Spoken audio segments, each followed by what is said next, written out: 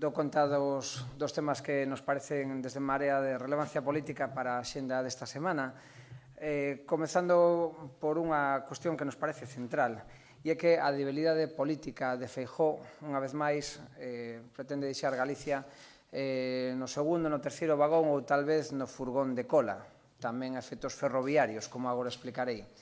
Comezando pola aprobación a semana pasada no Congreso dos Deputados do sistema do cupo vasco, nos creemos que esa aprobación, unha aprobación rápida e unha aprobación, ademais, cunha revisión á alza da cuantía do cupo, demostra dúas cousas. En primeiro lugar, que cando existe interese de partido, do Partido Popular, as negociacións se producen con rapidez. Polo tanto, sen necesidade de esperar anos por un novo modelo de financiamento. Como saben, desde o ano 2014, Galicia tiña que contar cun novo modelo de financiamento. Estamos a finais de 2017 e, a pesar de que o propio Feijóo compareceu na Cámara Galega nun par de ocasións asegurando, prometendo que a finais de 2017 habería un novo sistema de financiamento para Galicia, estamos rematando novembro e nin está, nin se lle espera. Polo tanto, esa debilidade política de Feijóo dentro do ámbito estatal lle impide a él poder negociar un sistema de financiamento xusto e equitativo para Galicia e nos priva a todos os galegos e galegas de algo que é de interese xeral, ter un sistema de financiamento que nos permita atender necesidades básicas.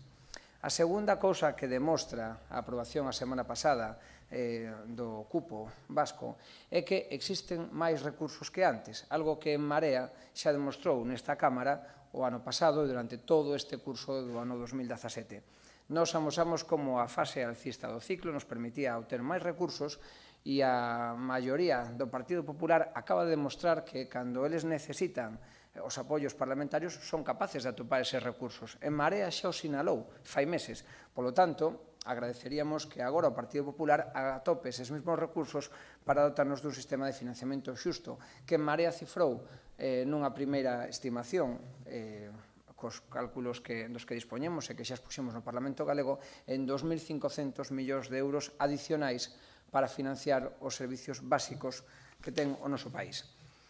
Sin embargo, Feijóo permanece en silencio, non se atreve nin a dar unha cifra estimativa de cal serían as nosas necesidades, máis ben sucede o contrario. A semana pasada, en Marea, demostrou unha vez máis que para poder facer os orzamentos primeiro hai que calcular cal son as necesidades do noso país e a partir de aí facer as contas públicas. Ben, eles néganse a facelo porque non queren poñer en descoberto cal son realmente os recursos necesarios para atender as necesidades e os servicios básicos do noso país. Nós, como saben, defendemos un sistema de financiamento autonómico baseado en tres pilares. En primeiro lugar, a soberanía fiscal, é dicir, a capacidade normativa para establecer os tributos e a configuración dos tipos impositivos, é dicir, regular normativamente os tributos do noso país. En segundo lugar, a suficiencia de recursos. Entendida esta, o principio de suficiencia, non como aquel que seña necesario para atender a unha poboación avellentada e que esmorece unha sociedade e un país minguante, non. Entendendo a suficiencia de recursos como os recursos mínimos necesarios para transformar o noso país, é dicir, para reverter a situación da Galicia minguante na que nos queren facer vivir. Nos disfrutamos dunha autonomía que é política, que non é administrativa, e ten que ser política tamén no económico. Polo tanto, temos que ter marxen para facer políticas económicas que señan as idóneas para acabar cos problemas que temos.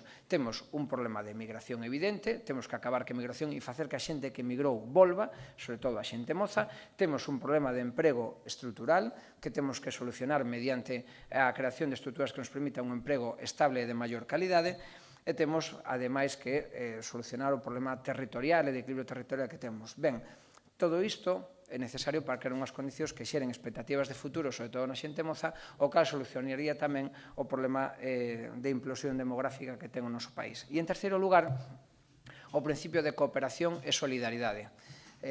Estamos nun gran patio de veciños que é o Estado español e a Unión Europea, polo tanto, un sistema de financiamento ten que ter en conta isto.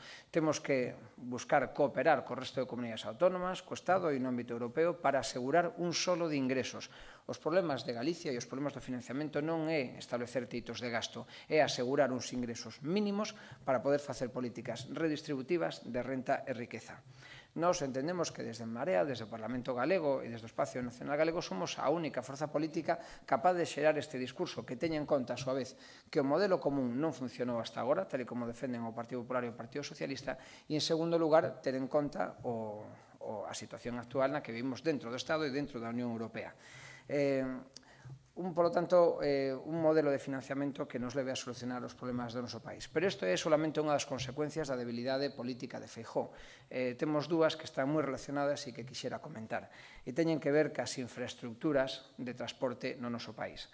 En primer lugar, en relación á P9, consideramos absolutamente indignante que a incapacidade política de Feijóo, a súa debilidade, lle impida negociar unhos precios que non señan abusivos para os usuarios da AP9, que son non solamente os viaxeiros e as viaxeiras que cada día utilizan, sino tamén a vertebración do tráfico rodado de mercadorías na fachada atlántica do noso país. Nos consideramos que se está condenando a unhos custos maiores de producción dos nosos produtos, que, por tanto, resta competitividade á nosa economía e, ademais, encarece de sobremaneira a mobilidade da cidadanía galega polo eixo atlántico. E, por tanto, hai que acabar con isto xa. E temos un presidente da Xunta que non é capaz de acadar unhas condicións dignas. Xa saben que en Marea somos partidarios non só da titularidade galega, da transferencia da titularidade galega da P9, sino tamén da súa nacionalización, o seu rescate para o público.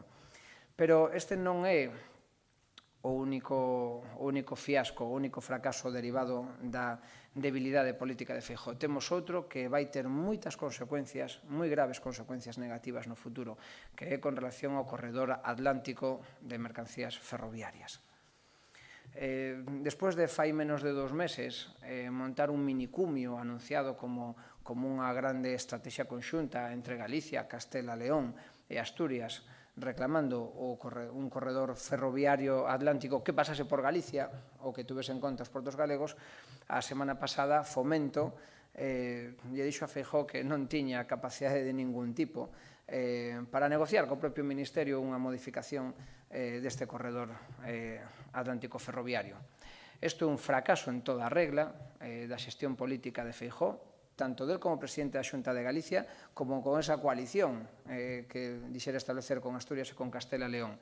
Creemos que isto é signo da súa debilidade política, denunciamos que isto é gravemente lesivo para os intereses económicos do noso país, porque resta competitividade á nosa economía, porque fai máis difícil as exportacións dos nosos produtos, a súa colocación en Europa, e, ademais, porque resta tamén competitividade e utilidade aos portos galegos.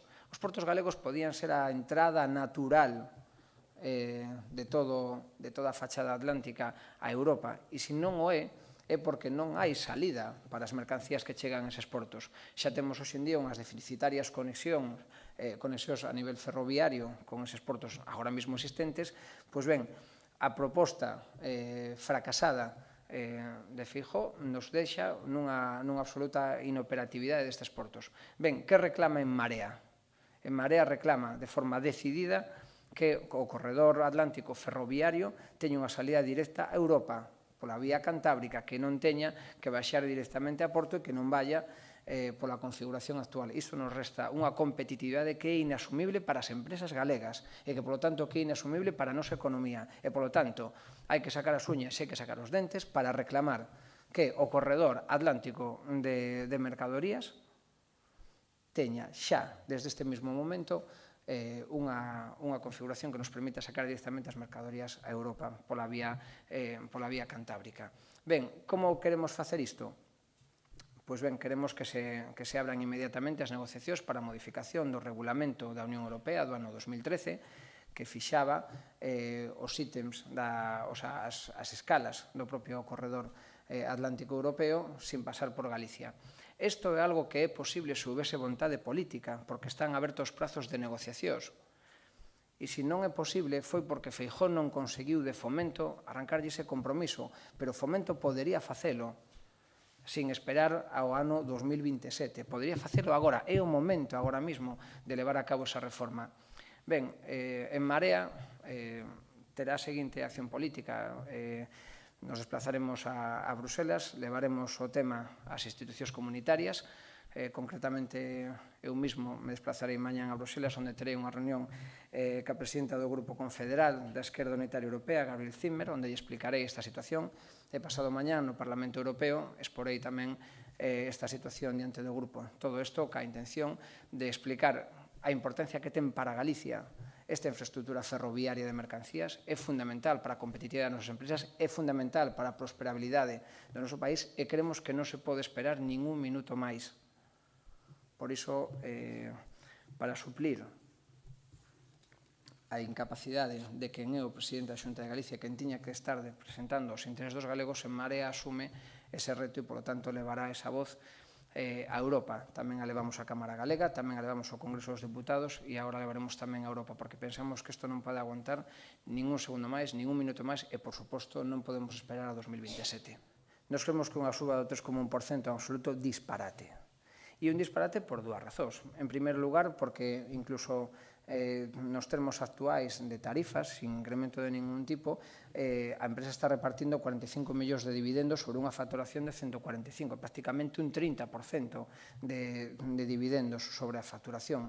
Eso é algo que a ninguna empresa lle pasa. Por lo tanto, está tendo un beneficio desorbitado a costa dos galegos e das galegas. En segundo lugar, ese incremento do 3,1% non está justificado en ningún caso porque tampouco se incrementan nin os precios e moito menos os salarios da cidadanía de Galicia para o ano 2018 nunha cuantía así, de tal maneira que nos vai salir moito máis caro en termos reais as peaxes por ano que ven. Non podemos permitir que unha empresa que actúa en réximen de monopolio, como é a concesionaria da AP9, nos incremente os custos fixos que temos para garantizar a mobilidade ordinaria dentro do noso país, non solamente para viaxeiros, senón tamén para mercadorías. E, polo tanto, o Goberno galego tiña a capacidade de influir para fixar un máximo nese aumento da tarifa. Non esquecemos que a propia empresa, ben, no seu momento se tuvo e se ten que someter ás tarifas que marcou o goberno, ainda que despois non este de acordo con elas e as recurra, pero, bueno, eso forma parte do que é a lógica empresarial e o Ministerio de Fomento podía fixar uns precios diferentes, un incremento que non fose ese, e nos o que defendemos é que non haxe incremento, sino incluso haxa baixada. Nos creemos que os datos de facturación da empresa e os repartos de dividendos darían como para non solamente non subir, sino incluso baixar as peaxes e seguir repartindo igualmente dividendos. E o Estado debería de poñerse do lado da cidadanía, non do lado da empresa, e, polo tanto, garantizándolle un mínimo rendemento económico, que está máis que demostrado que o está dando, garantizar tamén que isto non vai ser lesivo para a xente que utiliza cada día. Nos parece un abuso absoluto, unha situación de abuso de posición de monopolio por parte da empresa autorizado e tolerado polo Estado, e isto parece-nos absolutamente inasumible. Sobre a financiación autonómica, cree que a Xunta debería remitir de inmediato ao Parlamento a súa proposta para intentar buscar unha posición consensuada? É que levamos un ano preguntándolle á Xunta de Galicia cal é o seu modelo de financiamento. Non o sabemos. Eu aquí acabo de explicar, e debe ser a quinta ou a sexta vez que o fago en público, brevemente cal son os piares claros, moi clariños, do financiamento autonómico que nos propoñemos para o noso país. Do Partido Popular ainda non o coñecemos. E sabe por que non o coñecemos? Porque non o teñen. Non o teñen porque están a expensas do que lles diga Madrid. Por lo tanto, o Partido Popular, o conselleiro de Facenda, Valeriano Martínez, e evidentemente Núñez Feijóo non teñen un modelo de financiamento propio, non teñen unha proposta de país. E é moi importante tela, porque o modelo de financiamento depende tamén das propias necesidades que temos como país. A nosa estrutura social, socioeconómica, xustifica un determinado modelo de financiamento e xustifica atender determinadas necesidades que non son idénticas que as de outras comunidades autónomas e, polo tanto, para que haxa un sistema xusto e equitativo, todo iso debe de contemplarse. Pero o Partido Popular nin está nese e espera. Poderíamos facelos comparecer ou pedir unha comparecencia para que o explicasen, pero nos encontraríamos co mesmo que xa sucedeu as dúas veces anteriores, e é que non teñan nada que ofrecernos.